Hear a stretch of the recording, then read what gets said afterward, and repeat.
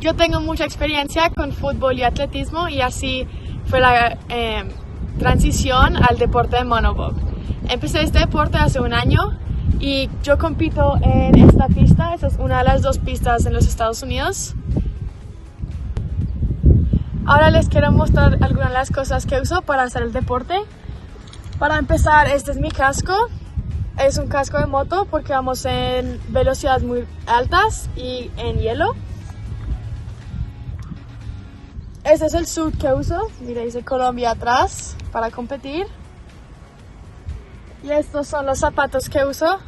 Atrás tienen unos spikes para poder correr sobre el hielo. Ha sido un gran privilegio poder competir por Colombia en los Juegos de la Juventud. He aprendido mucho sobre los valores olímpicos y sobre la comunidad internacional del deporte.